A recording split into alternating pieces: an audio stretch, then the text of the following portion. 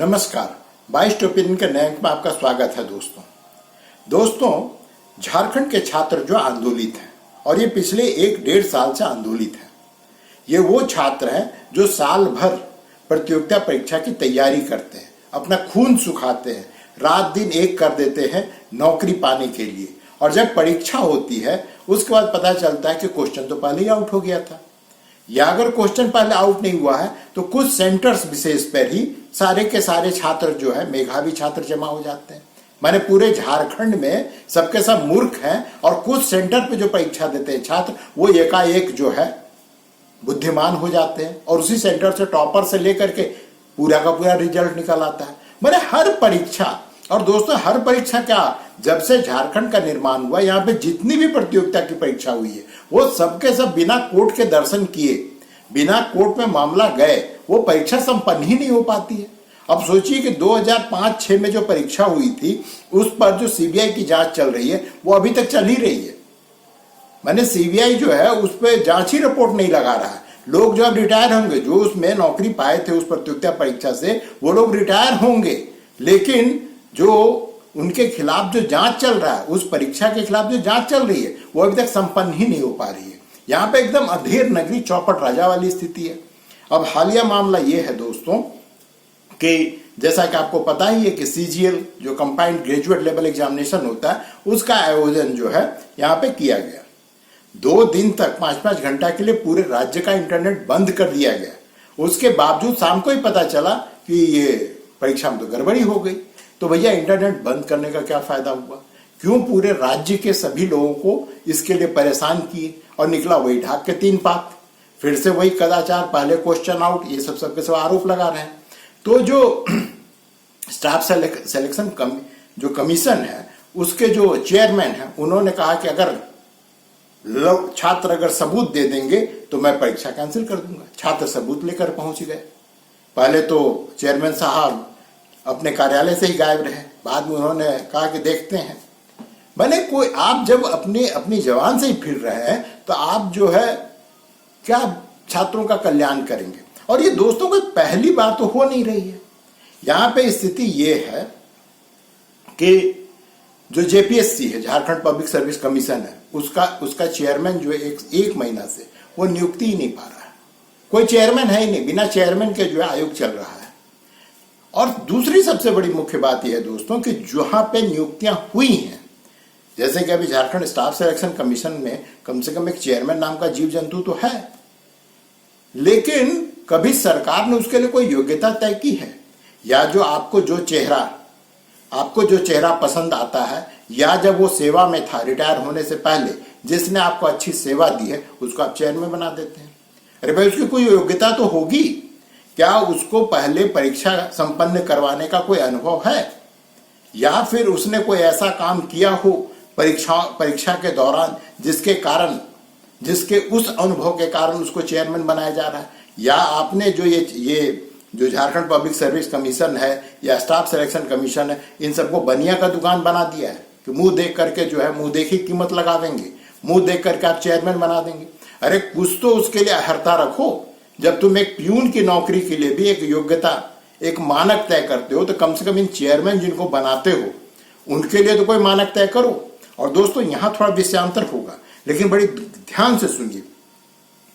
जब केंद्र सरकार में सीबीआई के चीफ की नियुक्ति होती है, इलेक्शन कमिश्नर की नियुक्ति होती है, तो उसमें विपक्ष का नेता शामिल होता है।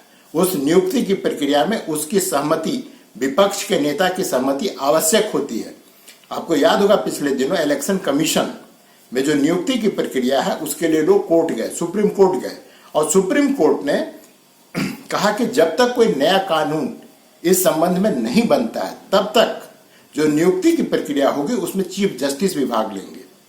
जब सरकार ने फिर नया कानून बना दिया और चीफ जस्टिस को उस नियुक्ति की प्रक्रिया से बाहर कर दिया, तो ये सारे के सारे जितने भी राजनीतिक दल हैं, विपक्षी राजनीतिक दल आज हैं, वो सबके सब हो हल्ला मचा रहे थे।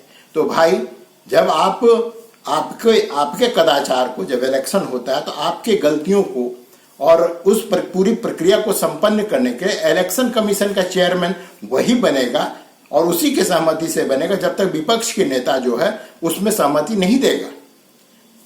आप उसके बगैर जो है सो नियुक्ति नहीं कर सकते। तो जब यहाँ पे छात्रों के भविष्य की बात होती है तो उसका जो चेयरमैन होता है उसकी नियुक्ति की प्रक्रिया में आप जो है क्यों नहीं विपक्ष के नेता को शामिल करते हैं? क्या राजनेता जो है, जो विधायक मंत्री बने, प्रधानमंत्री चीफ मिनिस्टर बने, उसकी नियुक्ति की प्रक्रिया पूरी ट्रांसपेरेंट होनी चाहिए। लेकिन जो छात्रों की नियुक्ति होगी, छात्र जो नौकरशाह बनेंगे या और कोई पद पाएंगे तो उसकी नियुक्ति की प्रक्रिया क्यों नहीं ट्रांसपेरेंट होनी चाहिए? उसकी नियुक्ति की प्रक्रिया में आप क्यों नहीं विपक्ष के नेता को शामिल करना चाहते? दोस्तों, दरअसल बात यह है, आज हेमंत सोरेन है, कल के तारीख में हो सकता है कि भारतीय जनता पार्टी कोई बने। कोई भी पार्टी की सरकार हो, कोई भी अपने अधिकार में कटौती नहीं चाहता है, कोई भी अपने जो पावर उनका है उस पावर में कटौती नहीं चाहता है। जब आप विपक्ष में होते हैं तो आप बड़ी बड़ी बातें करते हैं, जब आप विपक्ष से बाहर होते हैं तो आप पूरा मामला ही उलट जाता है। तब आप जो अपने विपक्ष में रहते जो बातें आपने कही थी वो आपको मनोहर कहानियां लगने लगती है। हमने तो पहले ही घोषणा किया, सरकार बनते ही हम लोग इस राज्य में 5 लाख रोजगार देने का काम करेंगे। कोई भी बेरोजगार नौजवान नहीं रहेगा। आज की स्थिति ऐसा है कि बेरोजगारी के अभाव में नौजवान लोग आत्महत्या कर रहा है। आप नौकरी काहे खोजते हैं? पैसा कमाने के लिए। पैसा क्या नौकरी से कमाता है आदमी? दूसरा कोई व्यापार नहीं कर सकता। तो सरकार किसी की भी हो, छात्रों का झारखंड में भला नहीं होने वाला है, क्योंकि ये सिर्फ हेमंत सोरेन के काल में तो ऐसा कुछ हो नहीं रहा है। यहाँ का परंपरा बन चुका है भाई। जब से झारखंड का निर्माण हुआ है, कोई भी परीक्षा, जो मैं पहले कह चुका हूं, बिना कोर्ट में मामला गए वो परीक्षा संपन्न ही नहीं हो पाता है। इससे ही तरह और बात है, आजकल जो है कुछ जो राजनीतिक पंडित हैं वो बड़ी बड़ी बातें कर रहे हैं। वो कह रहे हैं कि रघुवर दास का काल बहुत अच्छा था। तो रघुवर दास का काल इतना अच्छा था तो उसको फिर हटाए क्यों? क्या मतदान जब करने गए थे उस समय जो है कुछ मानसिक असंतुलन के आप शिकार हो गए थे? इसका एक और भी मतलब निकलता है कि मतदाता जो है वो ये नहीं देखता है कि हमारे राज्य के लिए कौन से राजनीतिक दल अच्छा है या कौन सा नेता अच्छा है। वो एक बहाव में बह करके मतदान करता है, क्योंकि जो आज माहौल है हेमंत सोरेन के खिलाफ, वही माहौल 2019 में रघुवर दास के खिलाफ था। जो वादा आज भारतीय जनता पार्टी के नेता कर रहे हैं वही वादा उस समय हेमंत सोरेन किया करते थे और लोग बड़ी तालियां बजाते थे, बड़ी उम्मीद थी उनसे। और वो सारे मामले 2019 से अब तक अटका रहा और पिछले 6 महीना में वो सबके सब पॉपअप हो रहा है, वो सबके सब उभर के सामने आ रहा है। तो इसमें दोनों पक्ष की गलती है। जब आपने हेमंत सोरेन को मुख्यमंत्री बनाया था तो पहले 6 महीना में ही यह आंदोलन क्यों नहीं किए? आप किस बात का इंतजार कर रहे थे? और जो छात्रों का मामला वो थोड़ा अलग है, लेकिन मिलता जुलता तो उससे है। आप क्यों नहीं सरकार के पास जाते हैं और कहते हैं कि भैया जो तुम चेयरमैन की नियुक्ति करते हो उसके लिए तुम विज्ञापन निकालो और तुम ही नियुक्त करो। अगर तुम नहीं चाहते हो कि विपक्ष का नेता उस नियुक्ति की प्रक्रिया में शामिल हो, लेकिन कम से कम छात्रों को यह तो पता चले कि जो चेयरमैन बन रहा है, जो सचिव बन रहा है, उसकी योग्यता क्या है, उसके पास परीक्षा संपन्न करवाने का क्या अनुभव है, और आयोग में रहते हुए क्या कभी क्वेश्चन बैंक बनाने की कोशिश की गई? आप यूपीएससी का जो परीक्षा आप देखिए, यूपीएससी के पास में एक बहुत बड़ा क्वेश्चन बैंक होता है जिसमें से निकाल करके रोटेशन में वो क्वेश्चन जो सेट करवाता है और परीक्षा संपन्न करता है। यूपीएससी की परीक्षा में कभी सुने हैं कि क्वेश्चन पेपर आउट हो गया? यही लोग होते हैं, क्योंकि यूपीएससी का परीक्षा जो है हर राज्य में होता है। अब आईएएस की परीक्षा जो है उसका सेंटर रांची में भी पड़ता है, पटना में भी पड़ता है, भुवनेश्वर में भी पड़ता है, लेकिन आपने कभी सुना है? तो यही स्टाफ जो है उसमें गड़बड़ी क्यों नहीं कर पाता है? और जब जेपीएससी कोई परीक्षा संपन्न करवाता है या जेएससीसी जब कोई परीक्षा संपन्न करवाता है तो उसमें गड़बड़ी स्टाफ क्यों कर देता है?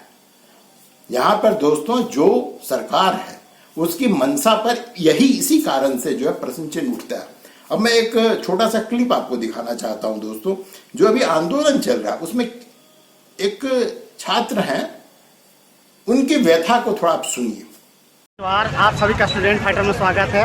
और कल जो है जेएससीसी ऑफिस घेराव के बाद अब जो है जेपीएससी ऑफिस में तमाम जो है अभ्यर्थी लोग हैं कि जिस जेपीएससी का जो है इसका अध्यक्ष का नियुक्ति होना चाहिए, प्लस में जेपीएससी का रिजल्ट आना चाहिए। तमाम जो है स्टूडेंट लोग हैं, साथ में पुलिस प्रशासन भी लगा हुआ है कि जहाँ भी कुछ अगर करते हैं हुड़दंगी तो वहाँ लाठी वाला डंडा मिलेगा और प्लास्टिक वाला फाइबर वाला भी, और साथ साथ में बंदूक भी है। कोई गलती ना करे।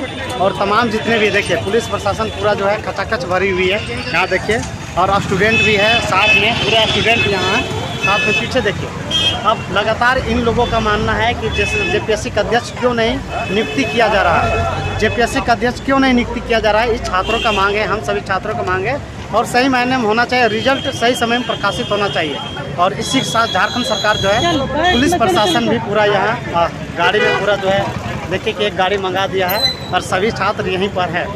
और सरकार इतना डर जाती है कि 10 लड़का में 50 पुलिस प्रशासन गिर चुकी है यहाँ पर, मतलब कि आ गई है। यही सरकार अगर एग्ज़ाम सेंटरों में इतना पुलिस देते या फिर रिजल्ट प्रकाशित होता तो इतना झेलना नहीं पड़ता।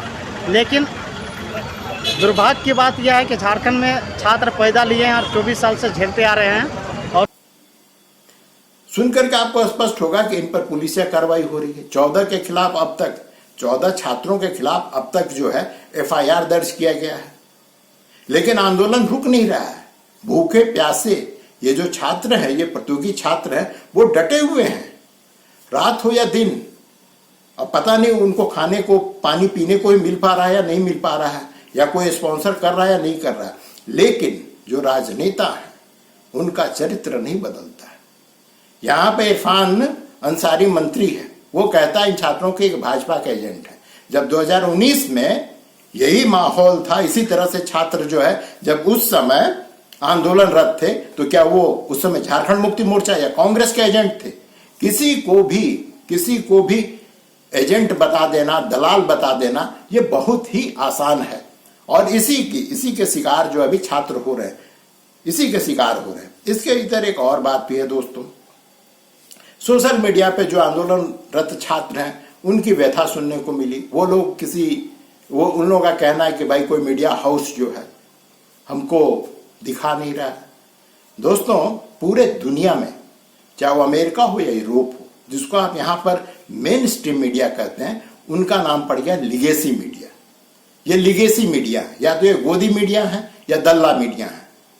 आज के तारीख में अगर मीडिया में कुछ आ रहा है और जो विश्वसनीय है, वो या तो सोशल मीडिया पे है, या फिर जो लोग जो अपना चैनल चला रहा है, इस पर आपको कुछ, मैं ये भी नहीं कर रहा हूं कि 100% जो है ये गोदी मीडिया नहीं है, लेकिन कुछ ईमानदारी आपको इसमें देखने को मिलेगी। तो पहली बात तो आप ये भूल जाइए कि आप मेन स्ट्रीम में आवेंगे तभी लोग आपको जानेंगे।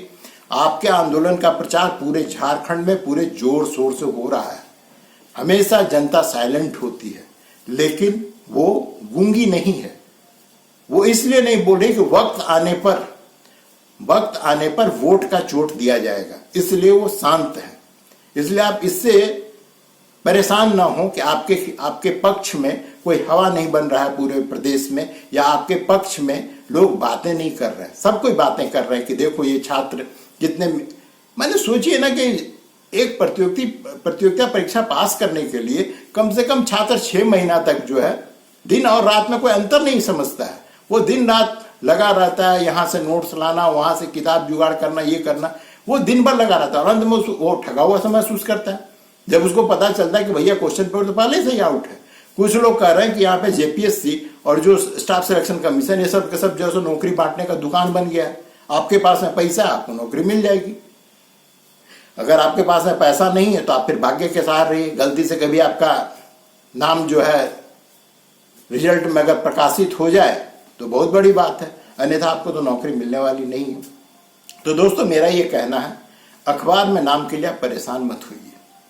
मेरी आप बस ईश्वर से यही कामना है कि भले ही अखबार में आपका नाम ना छपे, भले ही आप समाचार पत्रों के मुख्य पृष्ठ पे ना आवे, भले ही आप प्राइम टाइम में आपका चेहरा आपके आंदोलन को ना दिखाया जाए, लेकिन जब रिजल्ट प्रकाशित हो तब आपका नाम उस रिजल्ट में जरूर हो। इसी कामना के साथ दोस्तों आज का अंक समाप्त करता हूं।